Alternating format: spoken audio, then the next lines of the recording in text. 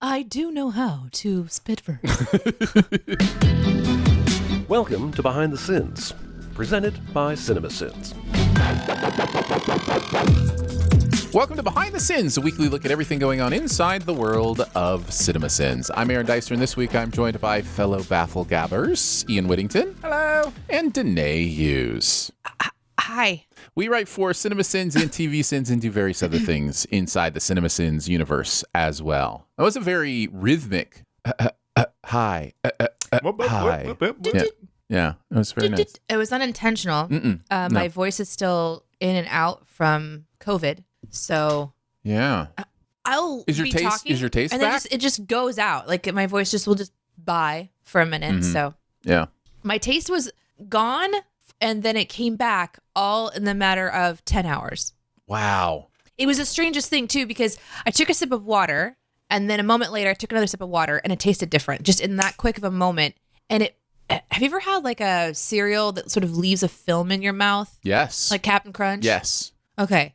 It wasn't quite as intense as like a film feeling, but just the flavor of my mouth shifted enough that it felt different in my mouth. I was like, what was that? So that's why I took the second sip of water, and there was no flavor. Here comes Justin with dinner, and I took one bite of it, and I was like, uh-oh, this does not taste like anything at all. It's weird, isn't it? Did your taste go, Ian, when you... Oh, I had a hideous experience. I made a bacon sandwich as one of my comfort foods. Bit of ketchup. I took the biggest bite out of it, and it tasted like metal. And I was like, what is wrong? The ketchup must be off. And then I tried an egg sandwich instead. Tasted like metal. And I was like, fuck, I've lost my taste. But did you taste metal to compare? What did metal to be taste fair, like? I did. Metal tasted like a bacon sandwich. So I don't know what to take from that. It was opposite taste. Yeah, it was really, really strange. And so I thought, well, I know plenty of people who have had, I haven't had COVID this whole time, right? This is my first time to get it. So I have a lot of information that people didn't have when the pandemic first started. So I'm not afraid. I was just aware that this is going to be one of those potential possibilities. So I was like, well, I guess this is just my life for a while now. I'm going to be eating cardboard and not enjoying the flavor of food or beverage. So I was oddly excited about it because it was experimental and also not super dangerous, right? Like my body's going to do something totally weird and wacky because of this virus, and I get to experience it, and I'm still safe. Like I was healthy, and I'm still getting healthy, but anyway. It is one of those symptoms that you don't really believe is a thing until it happens to you. You're like, look, there's no way I can lose my sense of, oh my God. It was that It's now fast. happened. And It's then terrible. by the next morning, I was fully normal again. And because I'm healthy and because I'm weird, I will say, and slightly disappointed it didn't last longer. Because I only had like one meal. I had dinner and then I slept. So I didn't get to experience what everybody else, gets to, which is multiple meals and stuff. I was really horrible. looking forward to sort of like evaluating all of that. My scientific part of my brain wanted to experience that. Yeah, the first evening my taste was gone, we had Five Guys, and it was like eating paper mache, and I was just like, it was miserable. It was. You're right. It's made more miserable by the fact that you know what you're missing, right? Like if it's one of your favorite things. So, but knowing that you get it back eventually. I mean, most Hopefully. people. Not everybody everyone does. I was terrified of not getting it back. I was like, this is a big deal. I'm a Like, bad I enjoy person. tasting things. I didn't take it that seriously, I guess. I'm sorry. my smell isn't the same still. I don't smell things the same. My smell was always weird though, but yeah. Okay, hold on. The way I smell, not the way I smell, the way I process smells. No, but you're making it sound like you were born with some odd smell thing. Oh no! I busted I your own damaged nose. my nose. Yeah. Wait, how did you do that? That was on you, sir. I didn't read the instructions to a nasal spray. I thought it was one that anytime you felt congested, you just sprayed and it would uncongest you. It was a once a day thing. You're not supposed to use it more than once a day, and it just like burned out all my smell receptors. How many times did you do it?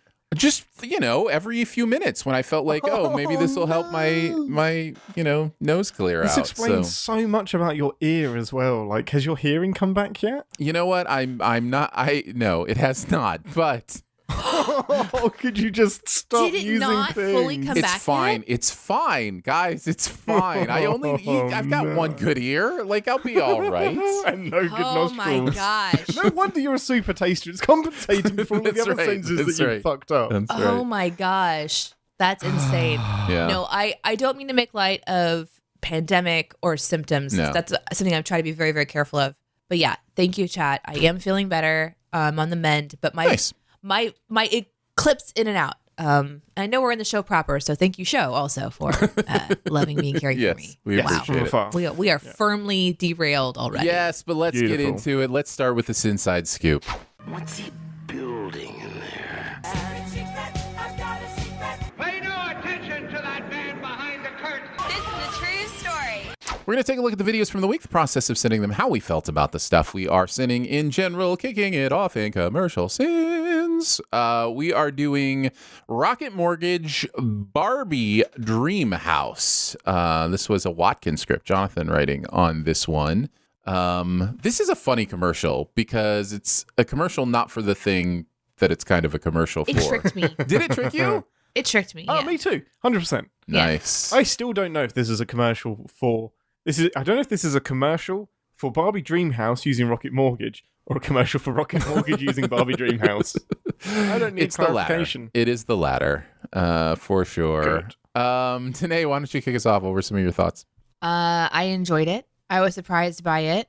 I enjoy our commercial sins, but this one's entirely distracting because this behind the scenes situation, we have a mystery happening with this one. Oh, we do. That's right. We Yeah. do. This video, we cannot figure out why people were able to see it before we posted it. No, we know we post for our members early, and it was after we had posted for our members. But I don't think so. I mean, I heard There's- about it after we had posted for our members, but We caught it here because I was doing some research and I was like, wait, why do we have so many views on this? It shouldn't be this many views. And yeah, there's some interesting comments. because it's in just there coming out already, live now. As we record this is when it's coming out live. but not for like several hundred people who have already seen it and commented on it about how, ooh, I wonder what's going on with CinemaSins because this is an unlisted link, but we're seeing it. And those are in the comments. So I am entirely distracted by that mystery. It has not soured the video for me, but it's distracted me from the video. It's got to Who be shared the link? It's the YouTube, right? strangest thing. It's got to be a YouTube. Like something got Somehow tweaked because they've been got- dealing with stuff, like especially Well- with comments Oh, and yeah. that kind of stuff. You know, one thing that could happen to some videos sometimes is they get recommended somehow. They just get like looped in on something. And so we have a little mystery on our hands to figure out with this one. And those are my thoughts on this video. Great.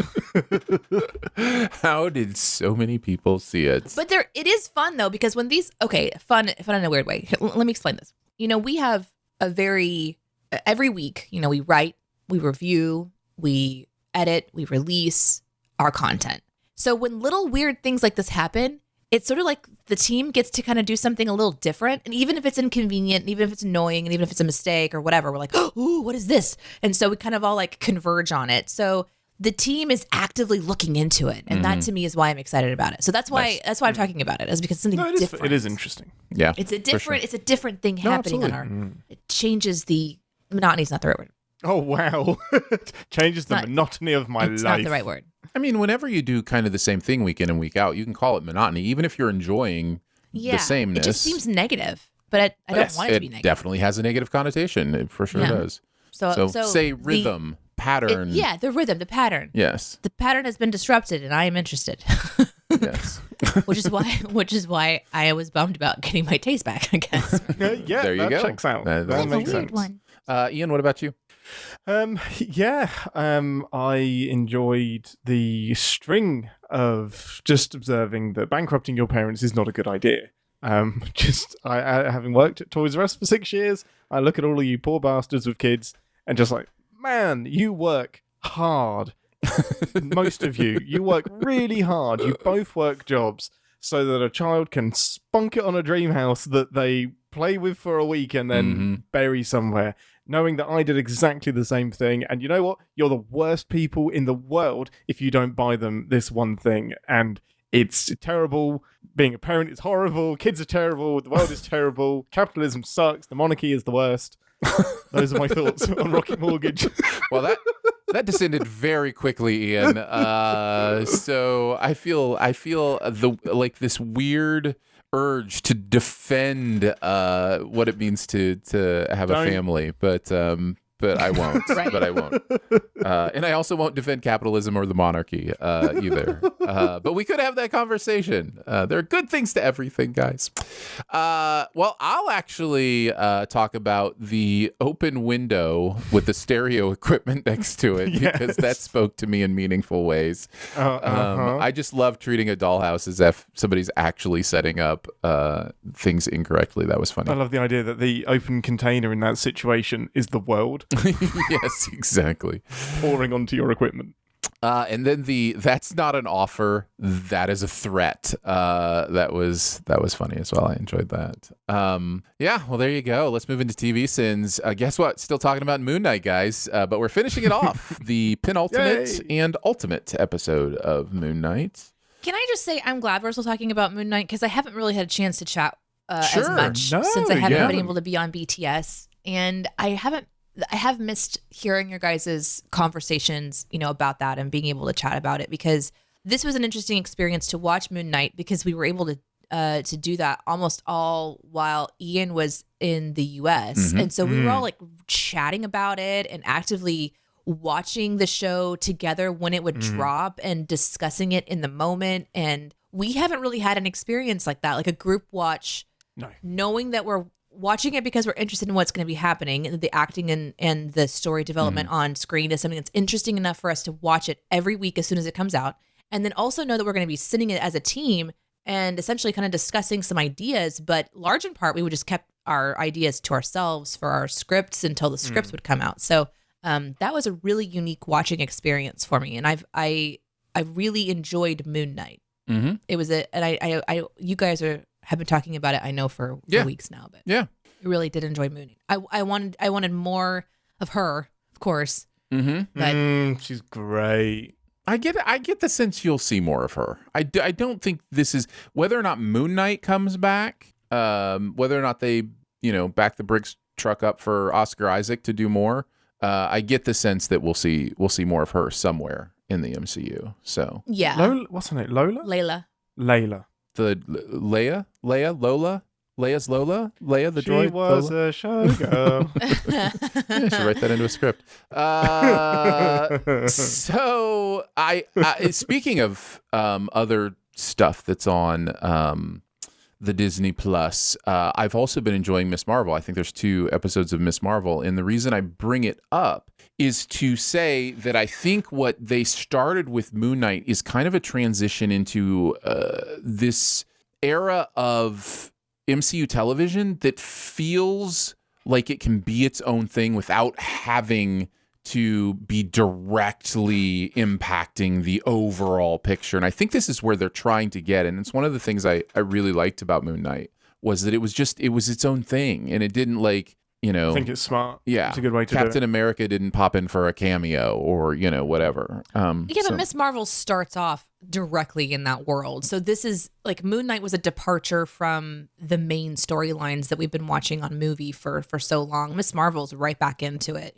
But nothing in Miss Marvel so far, at least, is directly impacting any kind of nobody knows about Miss Marvel. It's you not. don't need a previously on the Avengers. Correct. At the beginning it is of Miss different. Marvel It is different from Moon Knight in that it is definitely it is ultra referencing everything, but it's not you don't need to know the Avengers movies to understand, what's if you're going to watch Loki, that's impacting all these pre-existing and things that are going to happen next and those kind of things. WandaVision, same way, it just seems like we're transitioning. Falcon and the Winter Soldier, same way. It seems like we're transitioning into more here off in this corner of our universe, this is happening. And I'm really enjoying that. And I get what you mean. And Moon Knight stood apart in that way really strongly for me.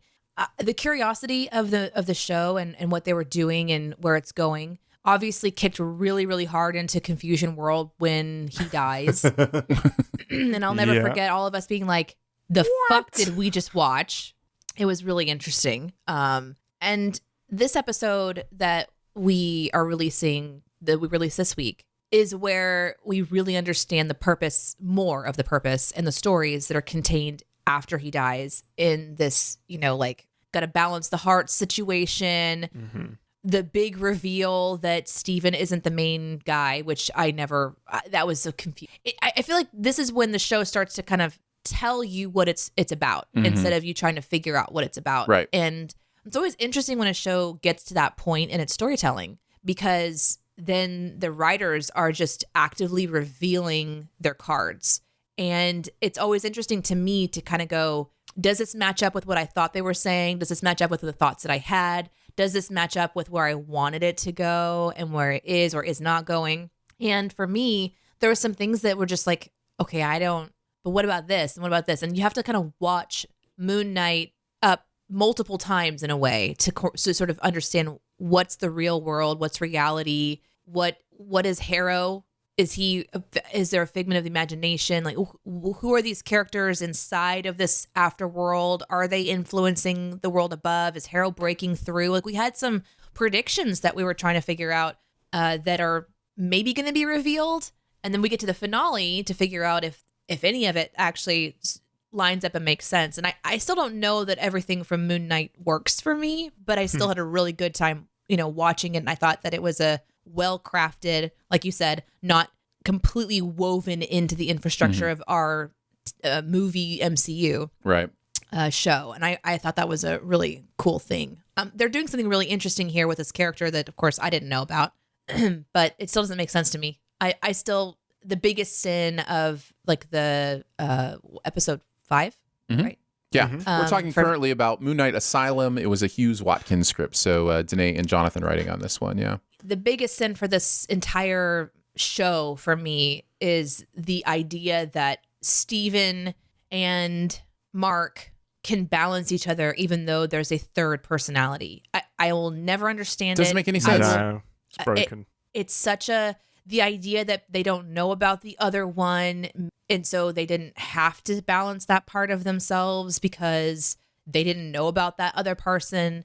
They even have their own questions that they've brought up in previous episodes where there has been mayhem and both personalities claim to not have done it. They see a sarcophagus that's standing upright in red and looking very dangerous. So there's enough clues there that there's something off. But a god of the underworld, or, when you die outside of space and time or whatever, there would be some information that there's another entire part of this person that has never even come to the forefront of consciousness. And I understand that Mark and Steven, being the predominant personalities, are trying to reconcile with each other. And essentially they become one personality, one cohesive unit. But that still means he has another part of him that is not a cohesive unit, which is, of course, confirmed in the finale. So it's a very strange thing to ask the audience to do, to believe in this episode that they're balanced because of the only two, and then usurp that in the finale. It's a very strange decision to make, and ultimately one of the biggest sins of the show for me, but certainly the biggest sin of just this episode standalone by itself. Although I like the idea of them going back into his history and seeing his trauma, this episode was also one of the hardest pieces of television that I've watched since Handmaid's Tale, because seeing parents abuse children is awful. I hate it. I know that it's real. I know that it affects adults, and I understand that there's an important narrative there for people to see, because it's probably a part of representation that doesn't happen in media, and certainly not in entertainment, and maybe even not in a healthy way. And I think that this show did its best to approach that in the healthiest way possible for this character, who is obviously a very dark character who has dark things, and that very likely is tied to obviously being horribly abused by a mother. It's still something I didn't expect, right? I'm kind of surprised sometimes that shows don't give a little bit of a like, hey, heads up, here's what you might see this episode.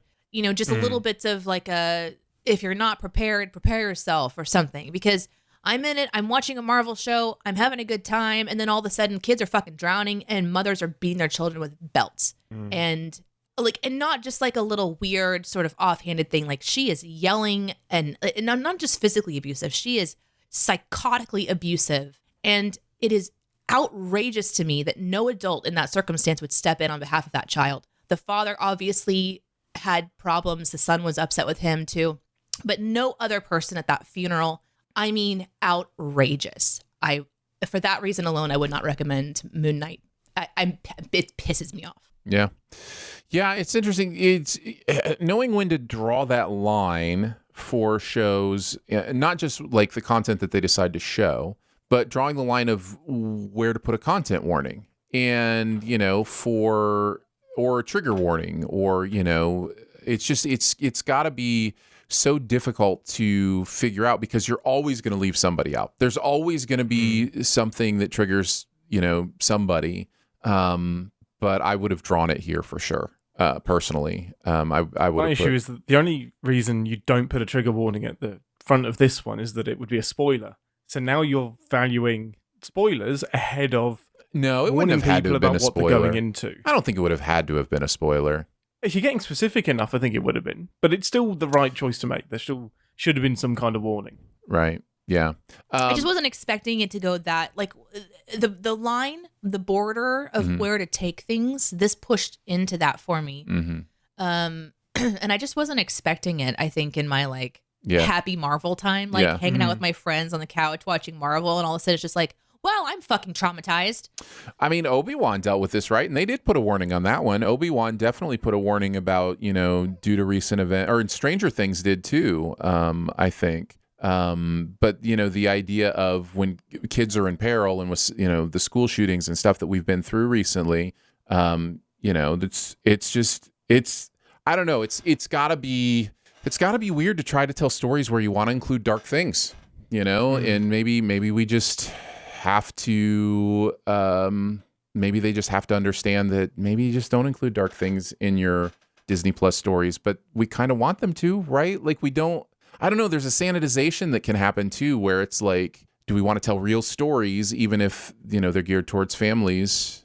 I don't know. Do you sanitize the beginning of Finding Nemo or Up, or, you know what I mean? Like it's just, it's a weird It still thought feels process. Kind of strange jumping between this and the Hippo Lady. That was my big thing. It's like, it's pretty jarring to jump back to the Afterlife Hippo Lady stuff. Sure. Yeah, absolutely. It was framed very strangely. You want to continue your thoughts, Ian, on this episode?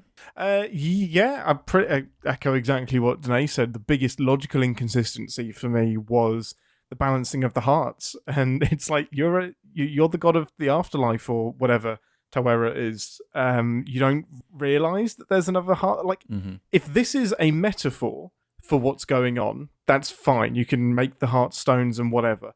But that metaphor should know about the third heart.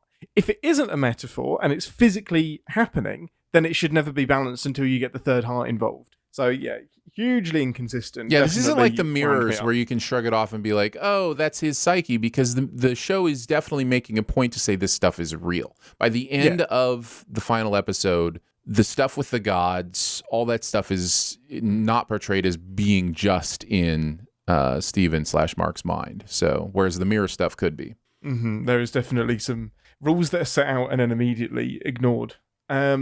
In terms of the sins, I just like violent vacillation. I know it's a word that the show came up, a phrase that the show said, but we then used it in the following sin with the cameras going backwards and forwards between close and wide shots. I definitely felt violently vacillated violation. Need some Vaseline. Indeed. Not Harrow, but sort of Harrow. In the subtitles, when like Harrow Ethan Hawke is off screen, it went by because when I'm doing the prep for the show, I'll watch it at 1.5 speed to get through it, and it flashed up and then disappeared. I was like, wait, that was longer than Harrow. What did that say?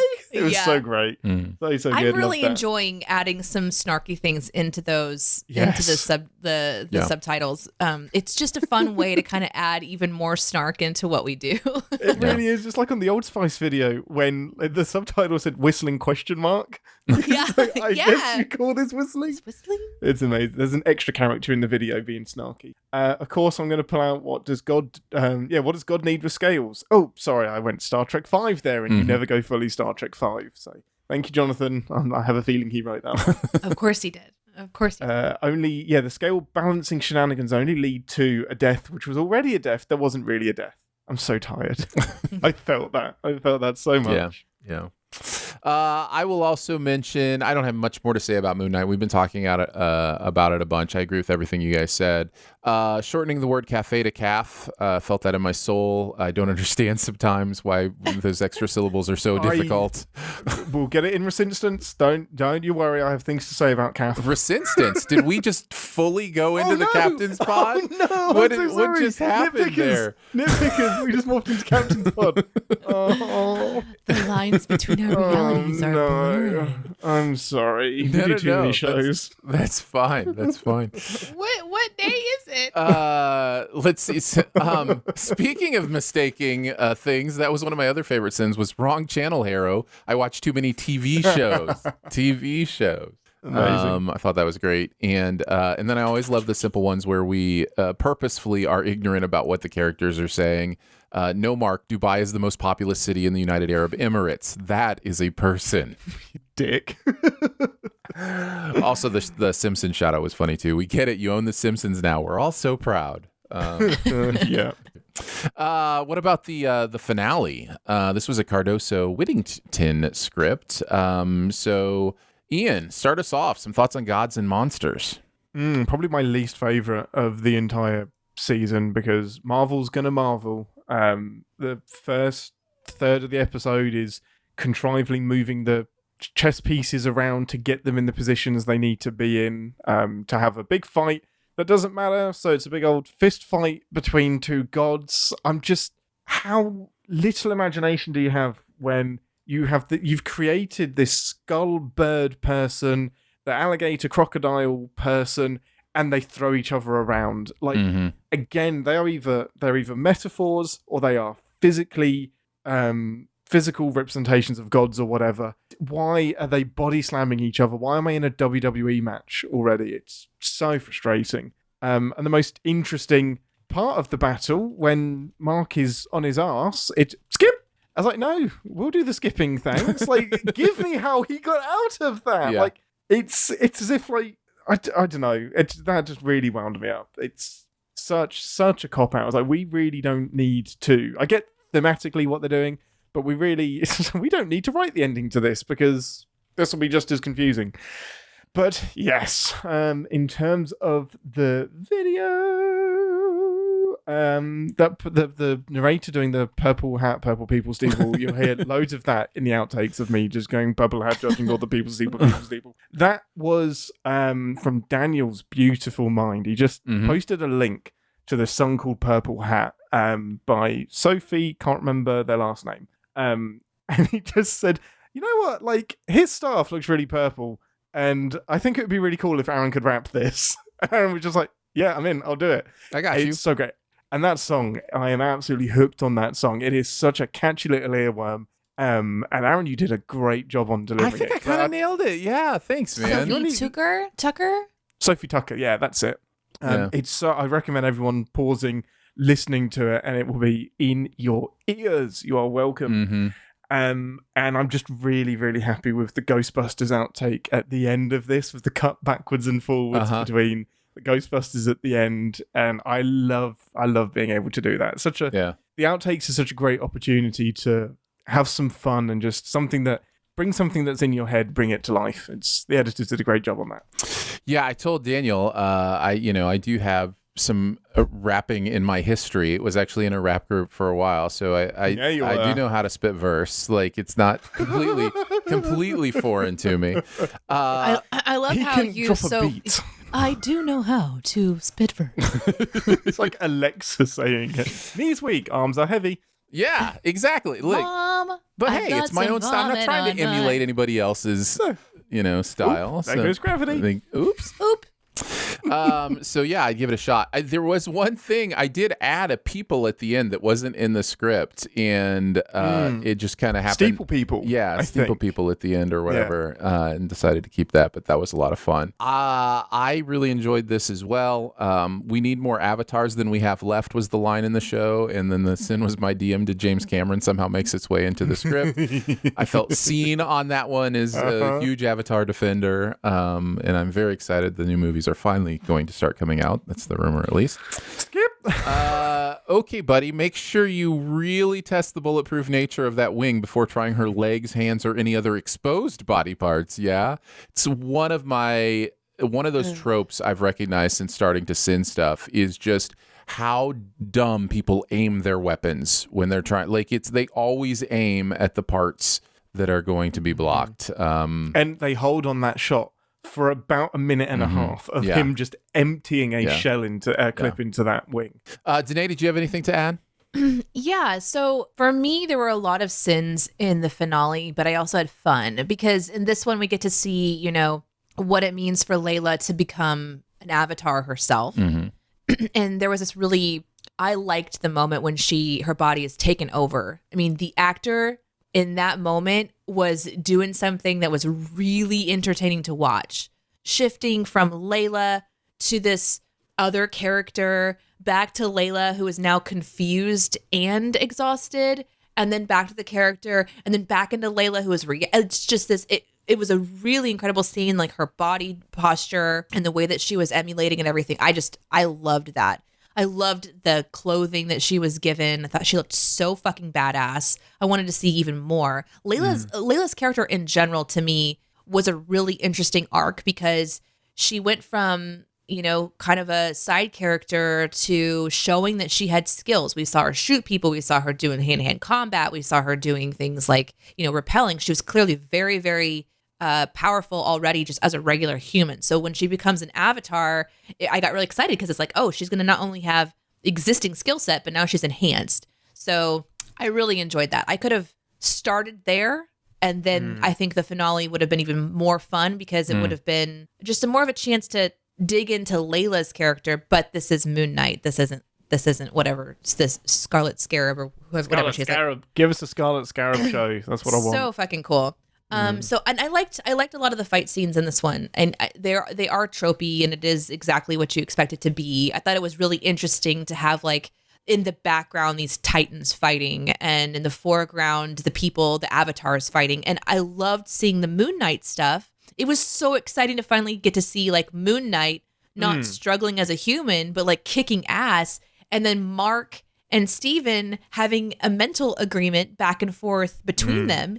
That was so exciting because then you've got like, they're like basically handshaking off, and you've got a cool badass looking Moon Knight like gear. And then in the next second you've got like a little suit on, and they have these different approaches to how they're fighting. And I really enjoyed that stuff. So, but the sins for me in this one was definitely like, oh, the love of Mark and Steven has opened up the gate back to, you know, our reality. And so that was just like, okay, all right.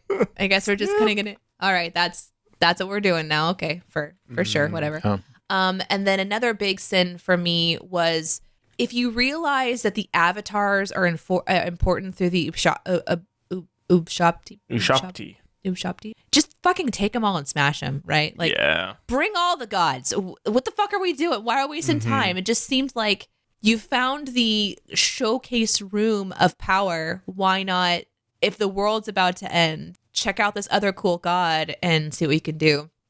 So those are some of my like initial thoughts I remember having when I was watching this one and seeing how it concludes. And then of course the big surprise reveal at the end was I thought was really very mobster, and that of course is expected if you begin to look into the history of Moon Knight, which of course I did as I was writing scripts. So, but I did not watch the final episode of our sins video, so that's a sin on me. I didn't read it. I wasn't part of the review process. I literally have not watched it, and then in prepping for the show today, I ran out of time. So I will say I know if I did watch it, I would have laughed Thank you. I would have agreed. Good confidence. I would have enjoyed the wrap of this purple thing that I am literally, aside from Chris and Jeremy, like, so it's Chris, Jeremy, and I are now we don't understand the inside joke between everybody else about this wrap thing. Because it's like, if Jonathan and Daniel and Ian and Aaron are in a meeting together and someone says purple, this whole thing like kicks off, right? Dancing people. That's not the people. Please do. And then you've got like Jeremy, Chris, and I that are like going, I don't understand what's happening right now. Join anyway, us. I'm sorry I didn't watch it, you guys. I apologize. All right, let's move into the movies. We're going to start with Star Trek IV. Yes. This is the Star Trek where they go into the intensive care unit and hook everybody up to the IV. So this is Scott Whittington's script. Jeremy and Ian writing on this one. Okay, can I just ask a question to get started? Yeah, the question, Ian, is: are you familiar with Star Trek? I think, Aaron, you're going to have to take the lead on this one. I don't know why they put me on this script. Will do. So bizarre. My question is, Ian. Most everyone knows that, you know, you coming onto the team was a pretty exciting experience for you. Yeah. And most everyone knows that you're obviously Star Trek fan and big into Star Trek. I don't think people know that you didn't realize that a lot of the team was also Star Trek fans. So I just want to kind of have a moment of like, what was it like for you to write a script with Jeremy of this content that you love on such a hugely known movie, the one with the whales? Like, this is a big deal. Oh, it's a big deal. Yeah. And it was like 4 months ago when I think it was me, you, and Chris were at dinner, and then Chris slipped in that he had a plan it would be nice to tick off a couple of more Star Trek films if possible and just have them as like videos that come out every so often. And I'm just there, just like trying to play it cool, just like, yeah, no, I guess that makes sense from a business point of view. We should absolutely do that. Try not to lose my freaking shit. And I'm like, I have to do this. Your hand just shakingly reaches over for your water. Like, baby just like shake, just like, oh, we need to do this. I was like, yeah, no. I mean, if you ever need somebody to step in and write one of those, I suppose I could make some time in my diary and make sure I'm available. Yeah, man, it was so cool. When I saw this on the schedule, I was a giddy little boy. And there was a couple of reasons, because Star Trek 4 was the first original series exposure that I had. So I think I was like 8 or 9 when I first watched this movie. It's the first Star Trek movie I remember watching. So it's the one that when I was growing up, I would often go back to, because I'd be like, oh yeah, the whales are in this one. And it was like the funniest of all the Star Trek films, because you go from like the very dire seriousness of The Wrath of Khan and The Search for Spock, which are all very, very kind of serious stories with not a lot of jokes, to this just batshit, almost like Chris Columbus almost story of just, it's like a kid's movie. Just, you've got Chekhov running around asking where the where the nuclear vessels are. Like, you've got a Russian walking around in 1980s America in the middle of the Cold War asking for a nuclear submarine. Absolutely just beautiful. And it's a bonkers story. They go, spoilers, back in time, not on the Enterprise, to rescue some did you whales. say spoilers? Yeah, spoilers. Hey, some people may not have watched it. Oh my god. That's amazing. It's just wild. The story, whoever came up with that story is like, it's crazy, because we've wrapped up that Spock is back, time for a new mission. Nope. On the way back home, while in a bird of prey, a probe comes after the whales, nearly destroys Earth. Hey, we need to go back in time and get some whales. And so, what are we doing here? But it's so much fun.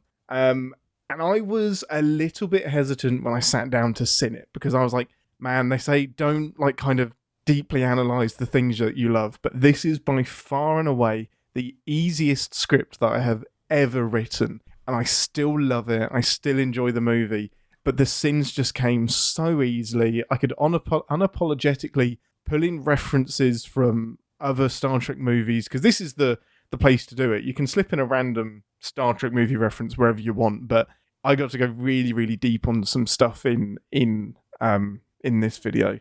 And yeah, just I wanted it to go on longer. I wanted this to be like a 4-hour movie that I just kept sinning.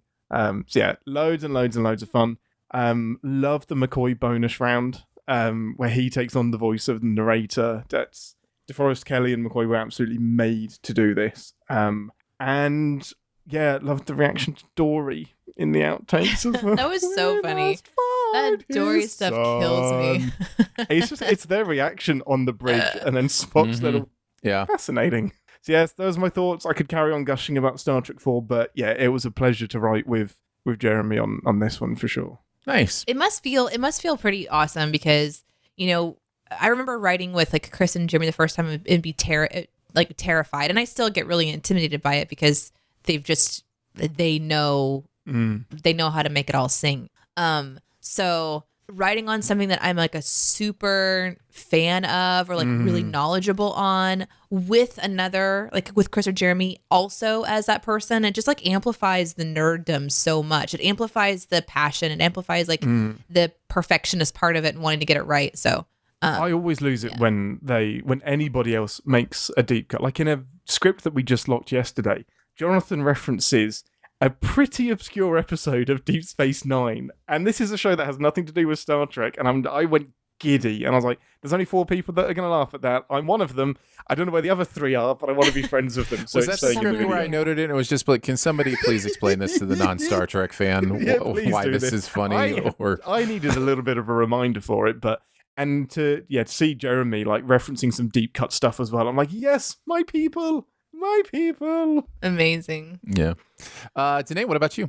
The one with the whales. So I kind of felt like a little bit weird watching the Sins video for this one because this is one that obviously Ian has told me about on Captain's Pod, where I thought that he was lying about there being a Star Trek movie that included whales.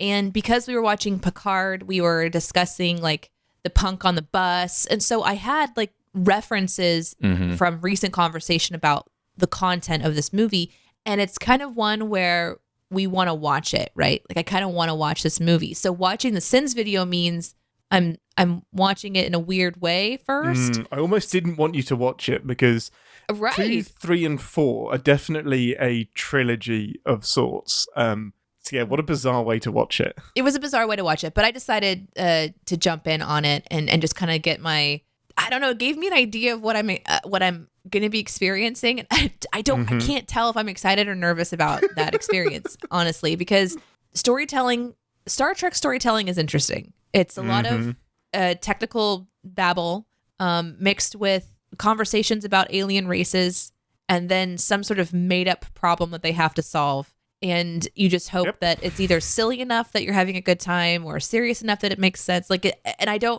I can't tell from the Sins video what I'll feel when I watch it in its entirety. No, but this it was one's certainly 100% silly. It's beyond silly. So, but I did enjoy it. There was a series of a nice run on the Klingon food packs that I really enjoyed. I found that to be very, very funny. Why would you eat them and all that stuff? I really enjoyed that. I really love the sin about fuck you movie for getting the future wrong. The one about the whales being extinct. Yeah. That was just a delightful sort of sin where he was like, actually, we have a lot of whales. Thank you very much. Yep. As if now they might all be pumped full of plastic at this point and floating to the top of the water because they can't stay down anymore because they're pumped full of plastic. But, that's another problem entirely. That's for another movie. Wait, is that a thing or did you just make that up? I know the plastic in the water is a thing, but are they're floating more? Because I don't know. I made that part. I just wanted to make sure that I would imagine they're sinking more. Yeah. Well, if they have like a whole bunch of just, like jugs of milk, it's just the milk jugs and they're all filled with water somehow, or air somehow. And they're just like floating How at the is top. any of that happening? It's not. I just made it up. That's why I wanted to clarify. I wanted to make sure people knew that this was from Deneé's. Filled with plastic. Yes, that is that true. is a fact. Okay. And I really love the large pizza sin. That one slayed me because it kind of came back around and turned into wait a second, he come with this little tray. Like I wanted to see where they were going to put these 2 large pizzas, some with something on a lap, blah, blah, blah. there were so many really fun sins in this one, but there was a few that I didn't expect, and that was it was They a ordered 2 pizzas. Like, I love when Jeremy's rants get cut off by the next rant that is even more ridiculous. And this one had like the dialing. No, the dialing down doesn't click. Sorry, Yes. we'll get to that one in a second. Yeah. I had some of those as well. I also had just the idea of scratching out the title and calling it The One with the Whales. I thought was, a great nod to That was very clever. That's off my bucket list. The Uhura can apparently detect the location of whales from miles away, but not these 2 men that Sulu nearly landed on. Made me laugh. And then I really liked Jeremy's delivery on the give all the sins back if it cut to the scene of all the Enterprise crew shoved into storage lockers at the train station like the Muppets Take Manhattan. And Spock did Janice's line of, I'll trade with anyone that has a jacuzzi. It was just really, really great delivery. It was and just so specific. zany. Yeah, that kind of specific kind of humor. So, I enjoyed that. All right, let's move. Find his son. Dory will always work for me. Always. Let's move into Click. This also was a Scott Whittington script. So, Ian. Busy week. And Yes, busy week. yeah, exactly. They just finished writing it on Wednesday, and it was available on Thursday. It's amazing how that works. Did really well. And a Moon Knight script in there as well. So, yeah, tell us a little bit about this one, Ian. Oh, man. I remember when you were writing this, you just were like DMing, just like, Oh, you Adam hated this one Sandler so is much. the worst. I passionately, actively dislike this film, and it soured me on Adam Sandler. Like, I don't know how this man, his company, is like making content, making money. We are paying him, and this is acceptable. Like, I hesitate to even say bad movie because it has a structure. People enjoy it. There are laughs. It's just an offensive movie, and so many of his movies, especially from like the mid to early noughts, just have these anything that isn't a straight white male message. Just there's anti-trans stuff in here. There's homophobic stuff in here. There's if you're fat, you're not lovable, you're not worth any time. Fear cliche things. And the story itself, it's anti-science because it doesn't make any sense. He's not even using the remote properly. Like, you can rewind, you can't rewind. What? Just skipping time with his family instead of pausing time so that he can do his work and then spend time with his family. And I feel like what tops it off with this movie is that he was trying to make a sincere movie. He was attempting a sincere message here of don't let time flash you by, appreciate your family, you only get it once. And then just coated in this glaze of offensive bullshit. I sent many, many messages just saying like, how are these movies so popular? How do they make so much money? Why is it okay? Why don't we look back on these movies and just say, like that was horribly offensive? And I think my favorite sin was just it was acceptable at the time joke. 2006.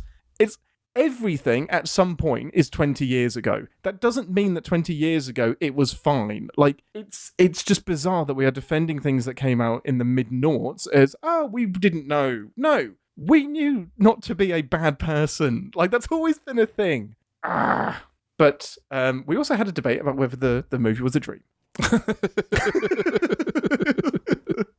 I was convinced that this movie was a dream.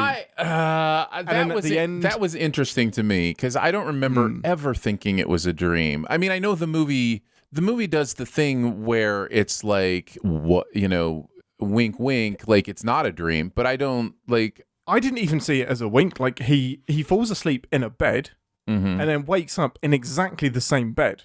Like that's where he wakes up. Now the god can still be real or whatever Crystal Walken is. But I still feel like it was all a dream, but the dream was created by Crystal Walken. At the end of the day, it doesn't make a difference. It all happened.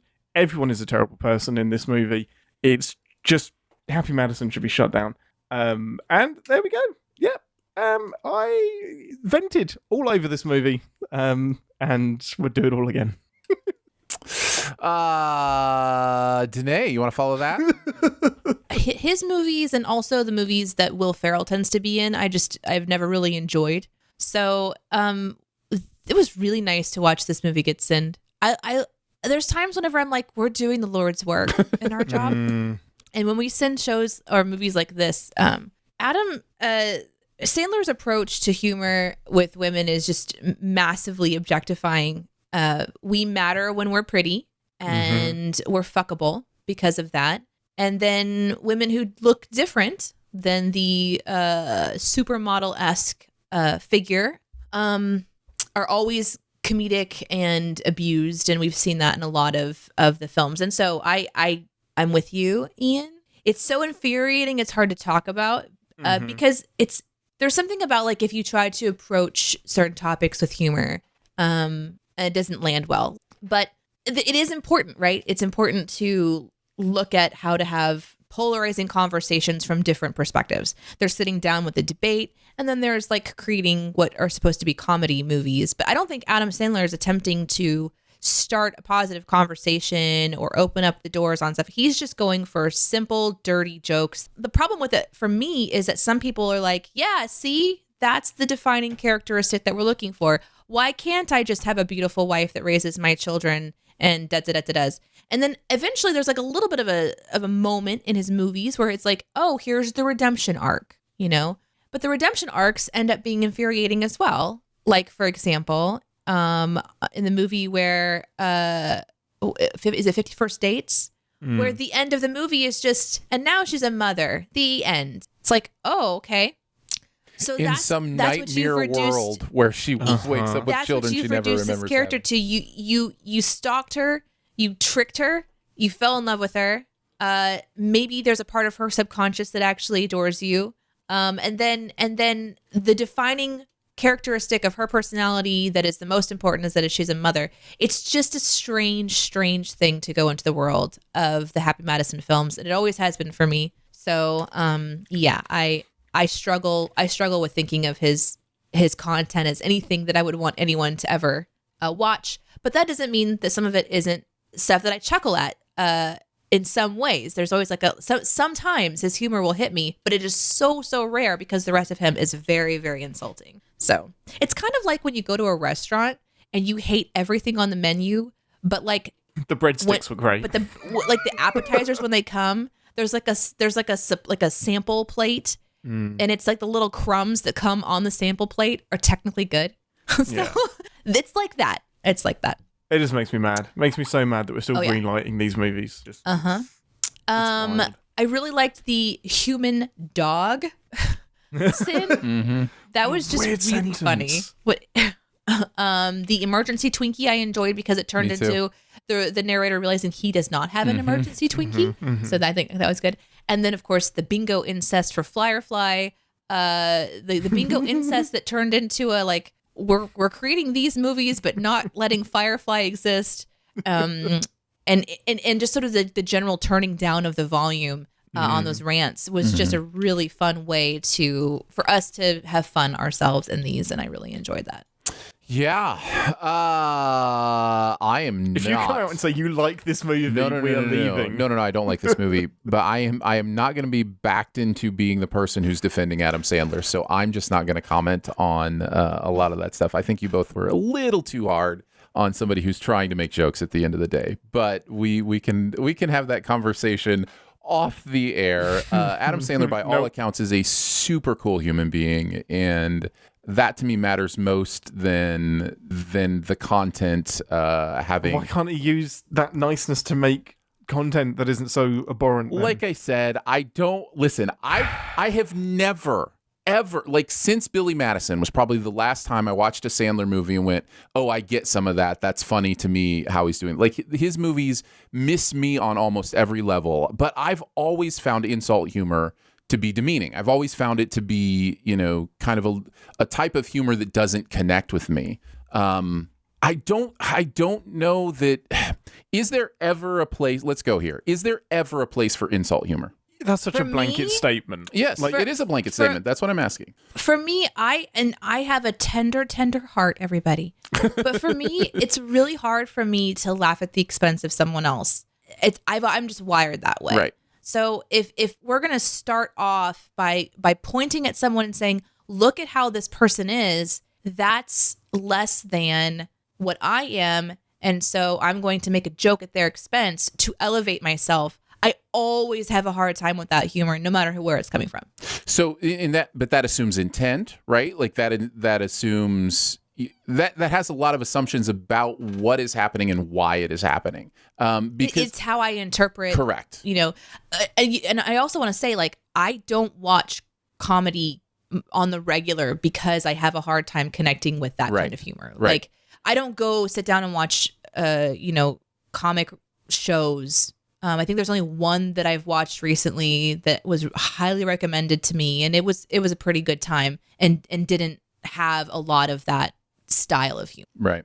Yeah. I just wonder where, like, for me, what annoys me the most is a lot of the same things that annoy you guys, which is that there comes a point where you don't realize that even though you're supposedly having fun together, that you are piling on general human nature ideas of the different, not the norm. Like when something is different, it's funny because it's weird. Like that to me is the most dangerous part underlying all of it. But there is an interesting thing, and again, I've never gotten it. It's never been my favorite thing. I remember watching Friends when it was on live and just being like, they treat each other like crap. Like I don't understand why this is funny. But at the same time, I do know that people do find that funny, and I try not to judge them for laughing at a certain type of humor. Roasts, for instance, like people know why they're there, and so maybe the foundation is a little bit different. But yeah, I don't know. It's definitely where you definitely see things through the context that you live in now, through your own experiences, all those kind of things. I just have never. I will always prefer a person be an amazing person in real life and then be a jerk performer, as opposed to the opposite. I hear what you're saying. You're saying it's not Adam Sandler, it's the Adam Sandler character. And we actually are sensitive to that because it's not Jeremy, it's the Jeremy narrator. Right. And there is a difference between the two. Well, we could have many of these same complaints levied at us and some of the things that we have done or will do. I mean, the channel's been around for 10 years, and there are certainly things we do differently now than we did 10 years ago. And I think it's valid to talk about context. I think it's valid to talk about how things change.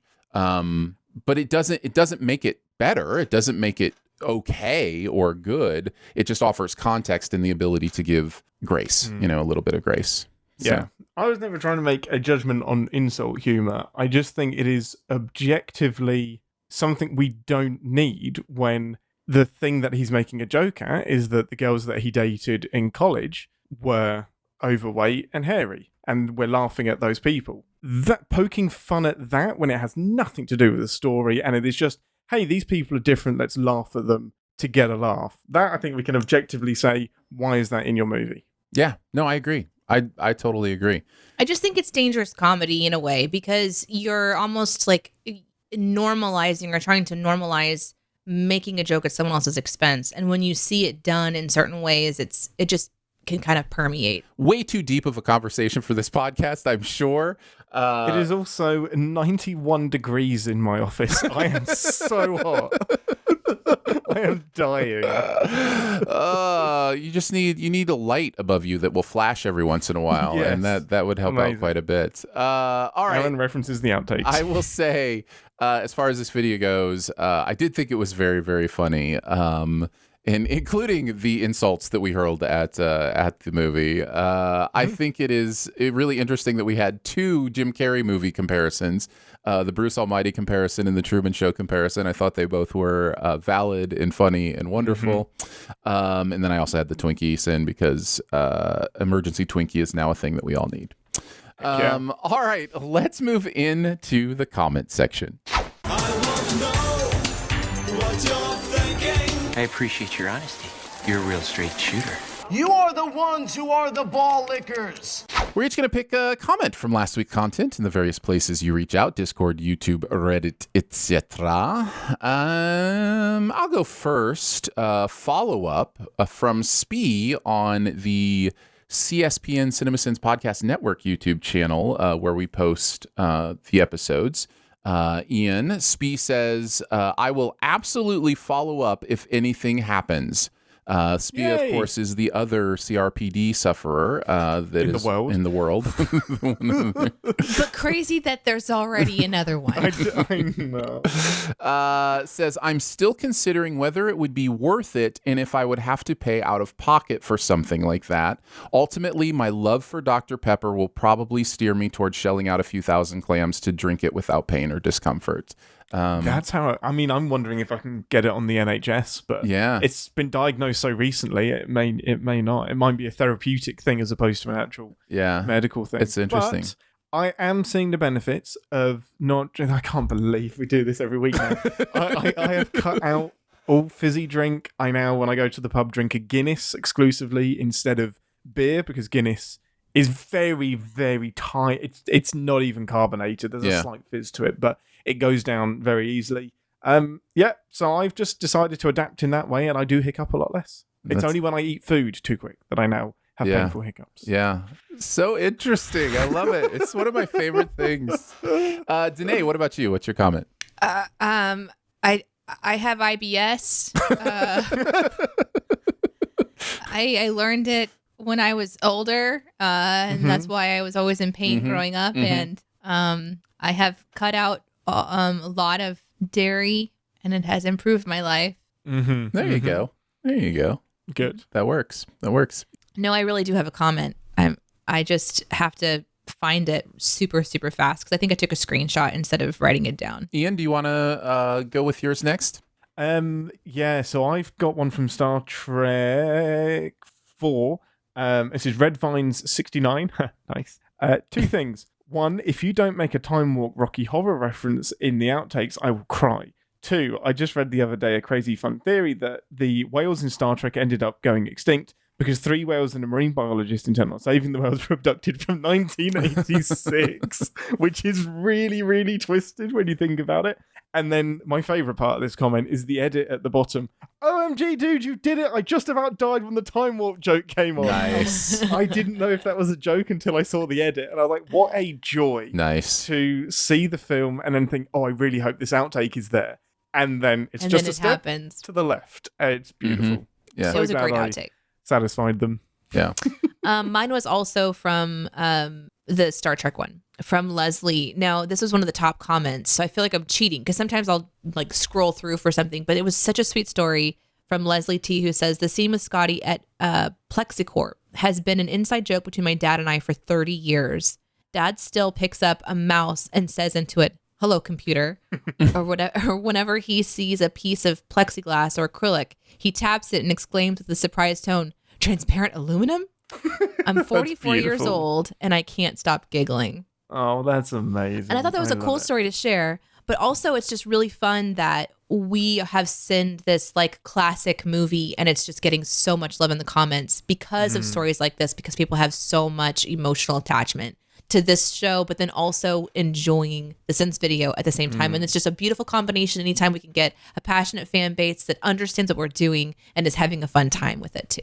And just to get back on my high horse, there is such a difference in tone between how we lovingly sinned this video, and you can, it is me and Jeremy on both videos, and then how we passionately sin click. You can kind of feel it, There's so much love weaved into this video that you can just feel. Yeah. There you go. All right, let's move into nitpicking the nitpickers of the nitpickers. But we wouldn't want to nitpick, right, Danny? Pick a little, talk a little, pick a little, talk a little, cheep, cheep, cheep, talk a lot, pick a little more. Actually. Oops. What do you mean, oops? Missed it by that much. Am I just going to nitpick everyone until they leave me? Ian takes a look at some actuallys from the comments, and we decide together if the commenter was green, yellow, or red. Ian, where did we screw up this week? Well, this is just going to be the week of getting a little bit too serious on BTS. It's going to be a relatively short nitpick because I've got one fun one to end with, but 2 semi-serious ones where we have a bit of an apology. I screwed up because, yes, at the end, Jake is speaking Spanish, not Italian. I had to make sure I got that the right way around. Now, the reason, and this was my sin, my screw-up, the reason I thought that is because I remember, for some reason, in his imagination, that third character having like an Italian-American vibe to him or an accent. And when he's like the angry cab driver or something, I almost remember somebody saying this Italian American guy. So I just had it preloaded in my head that the third personality was this angry Italian American mobster character, and just didn't even stop for a second to think maybe he's speaking Spanish, not Italian. Yeah. So that is a straight up green. Everyone in the comments, correct. I specifically want to apologize to definitely not Nev, who said, thanks for clarifying what language Jake spoke. I thought it was French. Oh, no. No, I'm so sorry that like this. They may never go back to the comments, and I'm so sorry. Like that is just misinformation. So a little more behind the scenes on this. This kind of stuff gets under my skin just because I want to get it right. So I'm having a one-on-one conversation with Ian about this, not knowing he wrote this in, and I'm just going off about like how frustrated I am that we just don't double check each other's work or whatever.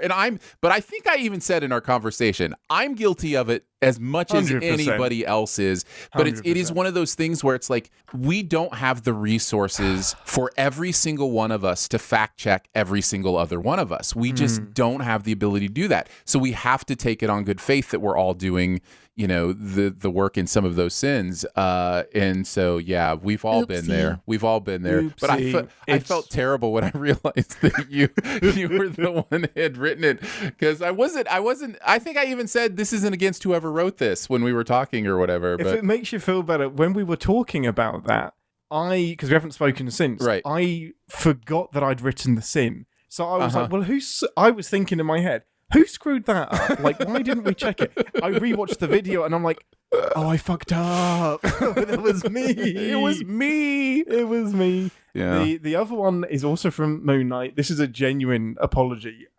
When the sin is when he's apologizing to his hat after hitting it on the ground, and we say, you don't need to apologize to it. It's the hat, and it's just a hat. It doesn't care. And it's actually a kippa that he's wearing, and it's quite a symbolic thing to apologize to the cap if you've done something wrong or misrepresented your religion. So it is from a Jewish background thing. So there were quite a few comments that were a little bit offended or thought that was a bit of an insensitive joke. And yeah, I think that came from a place of misunderstanding the scene as opposed to making a dig at anything. Yeah. That was definitely another great. There you go. Well, end us on a fun one, Ian. And the fun one, well, I don't know if it's fun.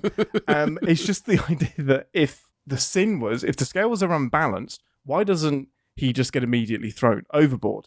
And the commenter said, well, it's because they're still going up and down. So they're still in motion, which means it hasn't decided if they're unbalanced yet. So my argument is kind of, well, anything that isn't balanced results in overboard. Or am I being too black and white? No, I think we finally get a chance to say that we're right in this case and you're wrong. No, there has to be a cutoff, right? Like there has to be at some point where it's like you're not balanced. Well, of course it's still moving because you're not balanced. Like that just means there's never a cutoff. How would you know?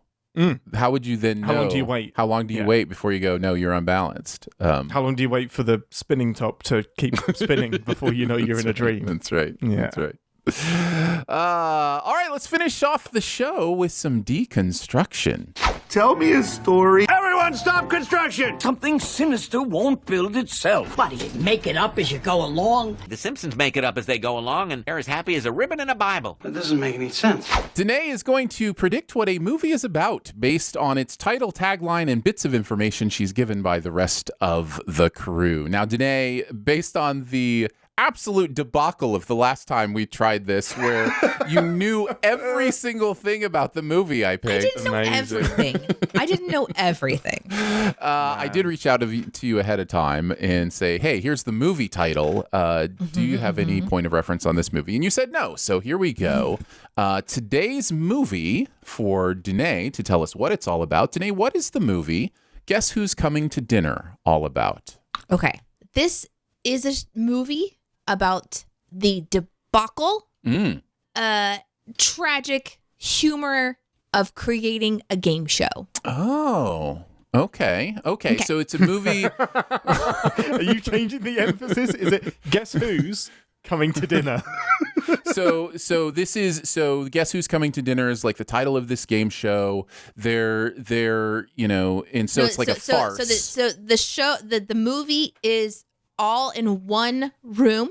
Okay, and it's over the course of a dinner, and this is about 10 people or so. So it's a big cast, but it's a big dinner table, and it's them trying to figure out the best game show that they can create to make money, and because they have a lot of resources.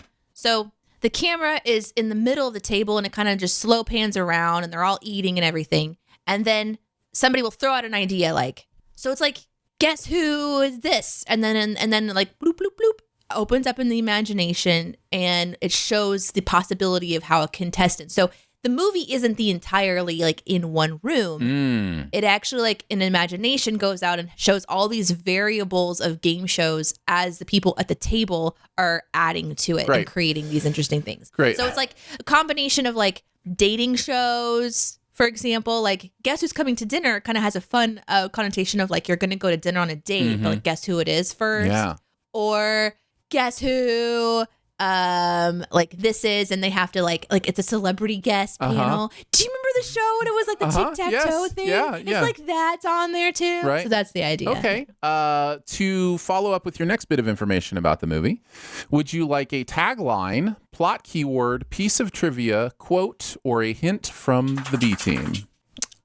In the interest, I will let Ian choose. Ian, does she get a tagline, plot keyword, piece of trivia, quote, or a hint from you? We're going to go for a piece of trivia. Ooh, a piece of trivia from this movie. Let's see. Here's a piece of trivia for you from the movie Guess Who's Coming to Dinner.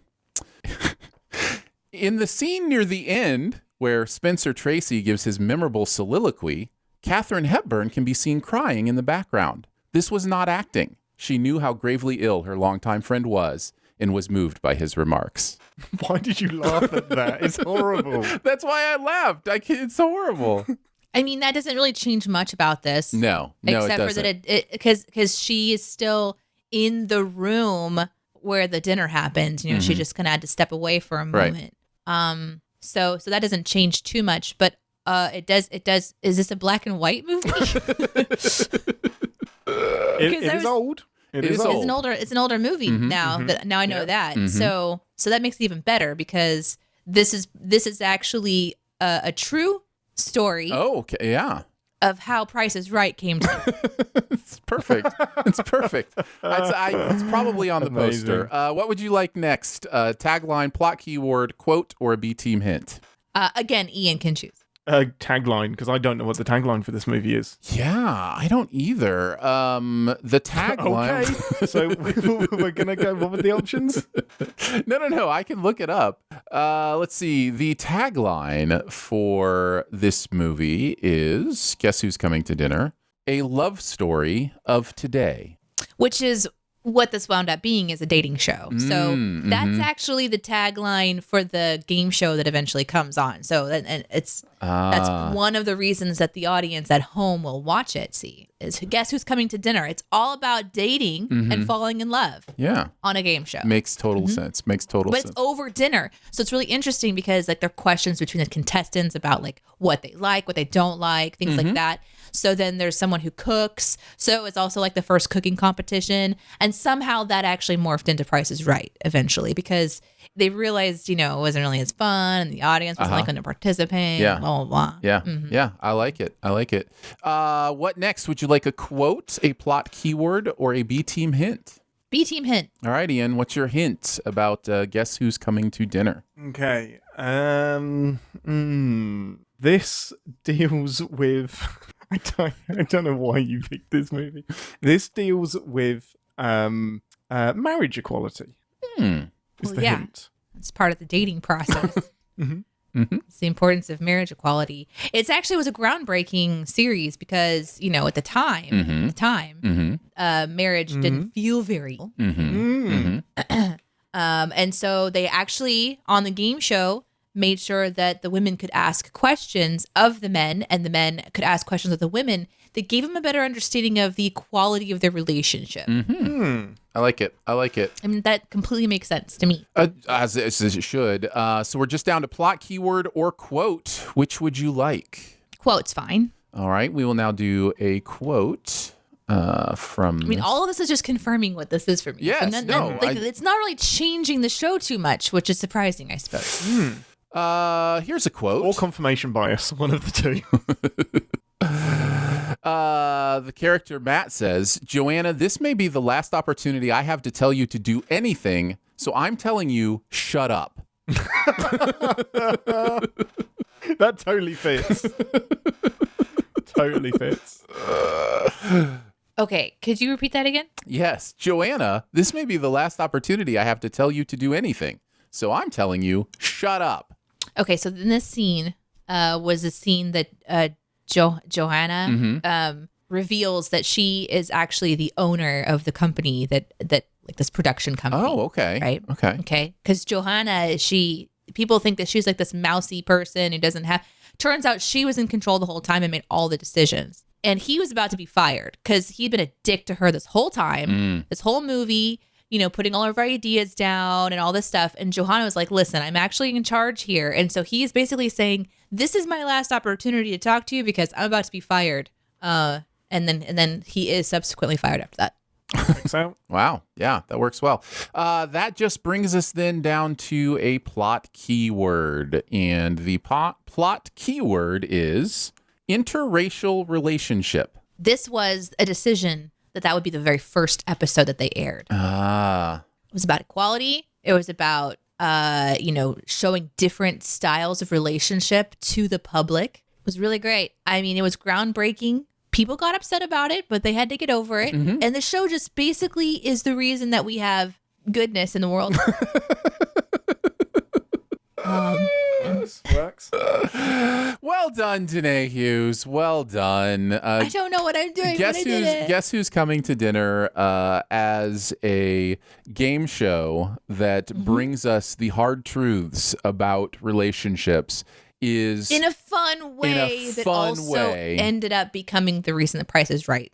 Correct. And eventually I'm amazed how close you actually got. Really? Ish, yeah. Tell me what's really going on here. So, Guess Who's Coming to Dinner is just a really hardcore movie about interracial relationships. It is basically she brings home a black man as her future husband, and her parents have to deal with that in the 60s and what that means, and deal with their own racism, deal with their friends' racism, those kind of things. And so the Guess Who Coming to Dinner is Sidney Poitier, who plays the man that she brings home. So she is Joanna, and her dad is the one telling her to shut up because it may be the last time he gets to tell her something because she's leaving. She's moving out. Now the man's job to do it. Yeah. Yes. Yeah. The husband's job to tell her to shut up. Sounds interesting. It is a fabulous movie. It is, as mentioned, it was his final movie. He died before it came out, and he gives one of the best speeches in the history of film about racism because he is the character who ends up finding his way towards acceptance. And it's a lot of really interesting conversations in the movie, especially for 1967. So, yeah. So there you go. That was fun. I love that game. That's one of my favorite games. I love hearing what you come up with. And honestly, who knows? Maybe Guess Who's Coming to Dinner is better as a game show. It could work. It could absolutely work. Man, that's a segment I would love to see animated, just like slowly adding in these weird elements. Right? Yeah. Absolutely. That's a lot of fun. Well, that's going to do it for Behind the Scenes this week. Don't forget to make sure you're subscribed and go ahead and leave a comment or rating as well. If you've got anything you want to send us, you can mail it to us. P.O. Box 881 Republic, Missouri, 65738. Hang out with us on Twitter. We're at Aaron Dicer, at Deneé Says, DENEESAYS, and at Wits End. That's me. You can spell it if you want, since you get mad when I don't let you spell it. Outstanding. WHITTSINNED. So for Deneé Hughes, Ian Whittington, a Purple People Steeple, and myself, we will see you next week. Happy National Pink Day! Thanks for listening. Send any feedback to bts@cinemasins.com and be sure to subscribe, rate, and comment. Find more ways to connect by visiting cinemasins.com/BTS.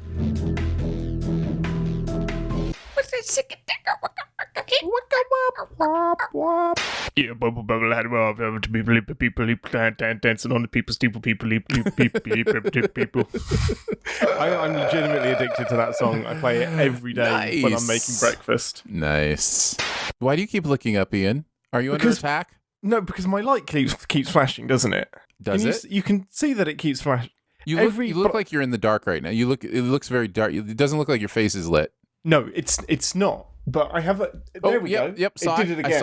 I saw Thank a flash. goodness. Right. Okay. This could be interesting. Ian and Deneé are now both standing on their chairs. I refuse to join. Take a screenshot, Aaron. Okay. Let's see. How would I do that? How would I take a screenshot? Use the snippet tool. Where is the snippet tool on Windows 12 or 11 or whatever it is? Search for just snip in the search. I just realized I could put these on. What'd you say? I'm just looking for how to take a screenshot. I got it. Wait, no, I can't. No, I got it. I got you. All right. Yep. You have both shown your pants. I have a question that's been on my pre-show notes for however long I've been back in England. Okay. All right. Okay. Let's go. And this is something that was so strange to me, and I almost think I had to have misheard what happened. Oh. So I'm at the gate waiting to get onto the plane, and it's probably 3 minutes away from boarding, or it's very, very close. Okay. And a chap comes along and goes up to the desk lady where you kind of go past, they scan your passport and you go in. And she said, there are no more seats on the plane. The plane is full. You checked in too late. That can't possibly be true. Yes. Oh, absolutely. That can be true. Wait, no. Mm-hmm. You've paid for the flight. No. You paid for an opportunity to be on the flight. You did not. Yes, you did. So no. This is the thing. They oversell every flight. Out. At a certain point, if you aren't there, you negate your seat to somebody else. No, you do not. Yes, you have do. paid for that seat. Nope. You were going to be on that flight. No. I don't care when I check. Oh no! This is why you will often hear the announcements of we need people to not take this flight because they sell more tickets than they have. How is that legal? I will never forget the day that I learned about this as a possibility. I was traveling with my cousin. Insane. We were going on a bus from Philly to Washington, D.C. And the cheapest tickets are from Chinatown to Chinatown. And we're hanging out in the bus terminal with our luggage. And the bus pulls up and we're just chatting because I haven't seen her for a while. And she's like, we really need to go on the bus. And I was like, well, we've got tickets. And she says, yeah, but that's not a guarantee that you're going to get on the bus. And I was like, what do you mean? What? And I'm in the terminal and she says they oversell tickets. That's part of the reason that they can keep the price down. And she's like, so we really need to go out there. So we leave the bus terminal, approach the bus. There's a crowd of people around the door. There are people opening up shoving in their luggage to get their luggage in. I look at Bianca and I was like, you take the luggage, I'll get us seats. And like a little fucking rat, she goes, okay. And my little 5'5" frame, I start zipping between people and I push my way to where I get to be the third person on the bus. I mean, people were mad at me, but I'm never going to see these people again. I was so freaked out. There was no way we were going to miss this bus because it's the trip of our life where we were going to go to 3 major cities over 14 days. And we were living out of 1 suitcase each. And it was like this big thing. And I sit down the bus and then I start to get nervous because Bianca is not showing up. And the whole bus is loading. And she's one of the last people on the bus.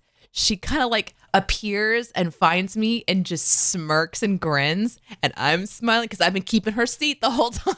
Oh my God. She's like, Deneé, I didn't think you had that in you. I was like, it's wild. And she had to fight to get her luggage on because there was an argument that the seats were filled up. And so people had to take their luggage off of the bus so she could get her luggage in the bus. It was this whole thing. I've never, ever, ever thought about tickets the same since then. It was absolutely terrifying.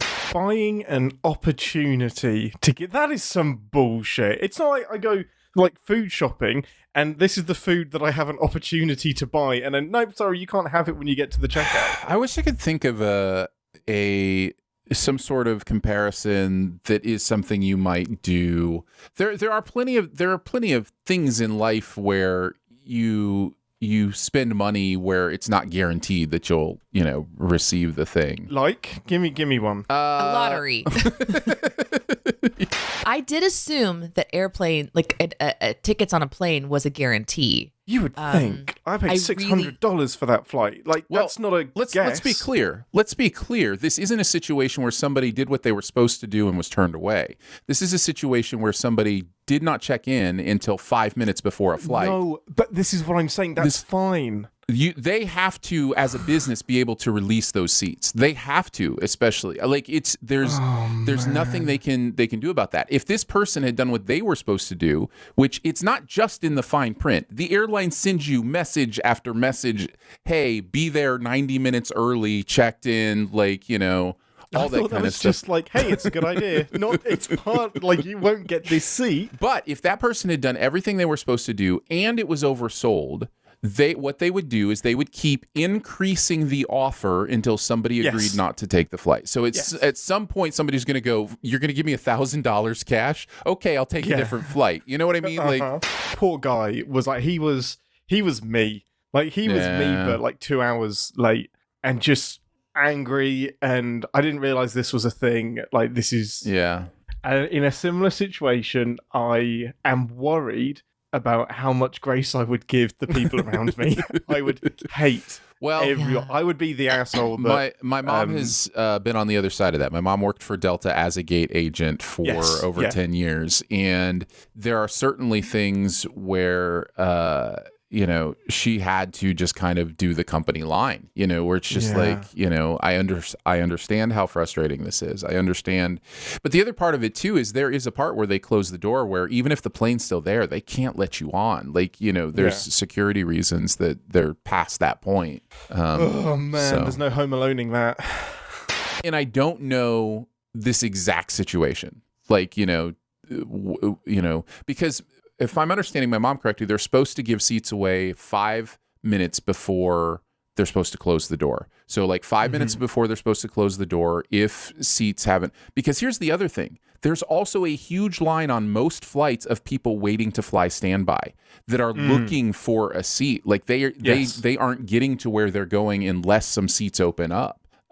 So, all of that kind of plays into it. So they have to have time to check those people in, get them in their seat, get the door closed. And so they have to have some cutoff where it's like, dude, you didn't show. I mean, like, we didn't know you were coming until 5 minutes before the doors closed. I think we're okay letting some of our standby people get to where they need to go.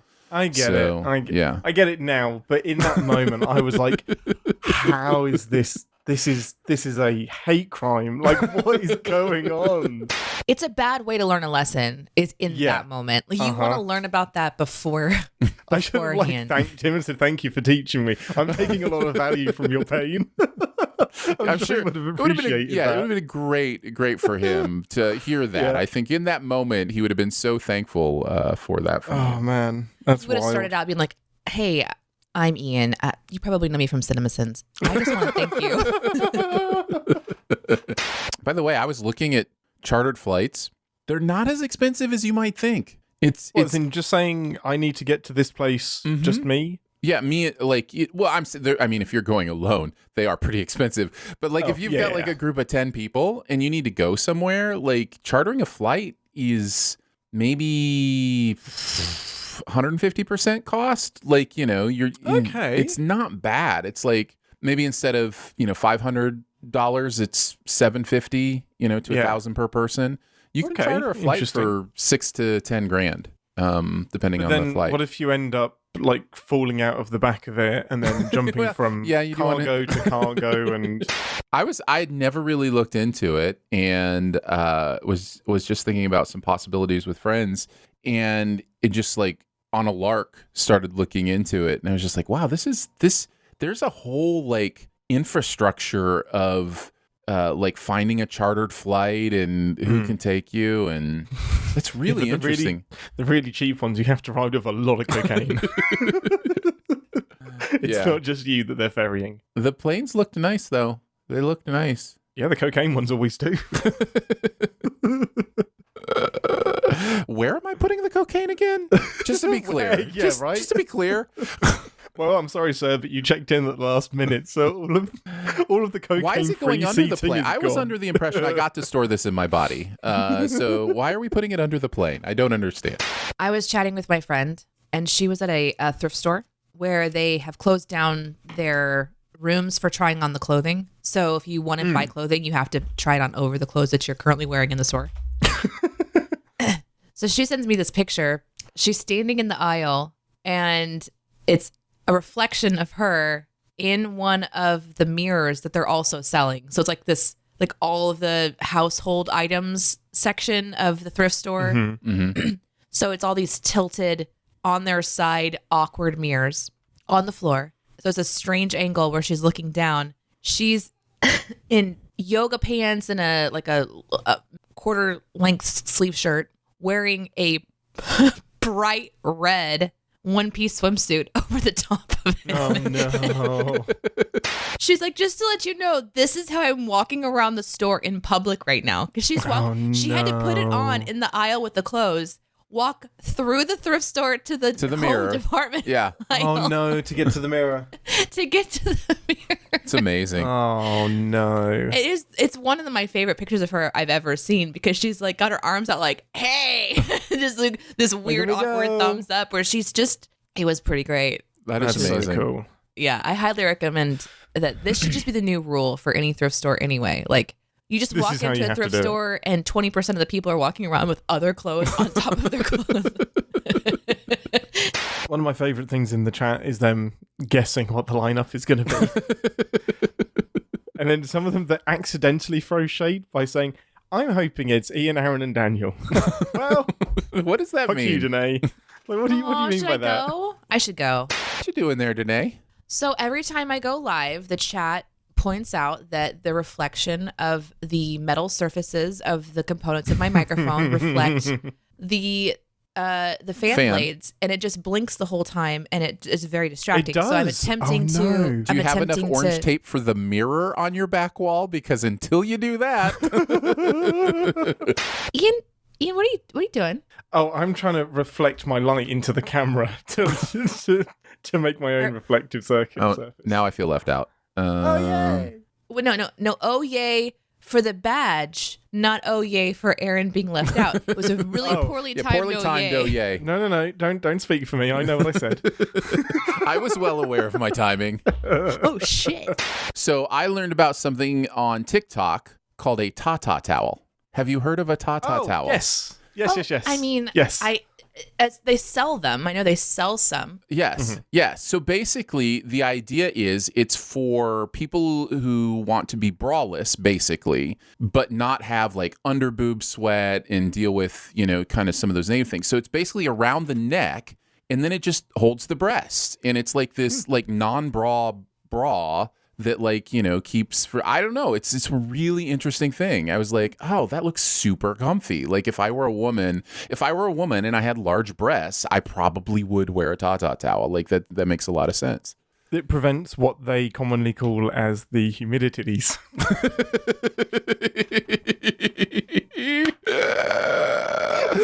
I've never heard that before. That's beautiful. Oh, Did you just make that up? No, you just made that up. I didn't. I also got that from TikTok. I have never heard yeah, that that's ever. beautiful. That is beautiful. It is not my joke, but I'm proud of it. Yeah, I'm glad you brought it to us. Humidities. Wow.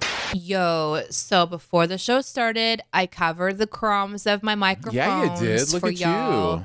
And I even cut a circular piece out for this little top bit here. Mm-hmm. Yeah, so no flashy metal on the microphone. My portal is still activated though, so if you don't like that, I guess I can. It's funny that they call it the portal, because to me it looks like an old television, like an old cathode ray TV with like the, like that's just a little off. The tube. Yeah. So. Yeah. Mirror. Mirror. We'll be talking about Moon Knight, so mirrors are important. If you ever start seeing another Deneé in the mirror, just let us know. Don't. We'll help One you that's through. like flipping you off. Because then we know it's the real Deneé. I'll do what the Queen did with like the little hologram that's inside, like the goodness. 3D cool hologram thing inside the carriage. And people were waving at it. It's pretty fucking cool. Wait, Come what? on, I that's missed this. cool. I missed this. Okay, so because the Queen was unwell, they did her carriage thing, but they projected a hologram image on From the when she was screens in the younger. car from when she was younger, blah, blah, whatever. I mean, it's really clear that it's not her now because she's got like it's her in like the younger regalia. But people I'm were still more excited waving about at it. than E. Yeah, but there are some like former colonies that are more excited about this than I am. Like, I don't like the monarchy, so it doesn't I surprise know, me. I know, We but are a it's still former cool colony. tech. What are you talking about? Like this? He's talking about me. Oh, wait, I'm no, the former no, colony yeah, he's no, talking you're about. right. That's really I didn't even count you guys. Monarchy aside, it's a really cool use of the technology. Like the use of that was really cool, and it looked awesome. It's interesting, I can't man. associate anything with that ceremony as a cool use of any of our humans' resources. None of it. Sorry. It is a cool technology. That was the definition of an uncool use of it. Yeah. Let's talk England politics. Let's get really deep into the monarchy, shall we? So for Deneé Hughes, Ian Whittington, a Purple People Steeple, and myself, we will see you next week. Happy National Pink Day! Yay! You did it in time. Can I tell you when I started Googling? Yeah, we saw it. Oh, we saw it. We saw your screen change.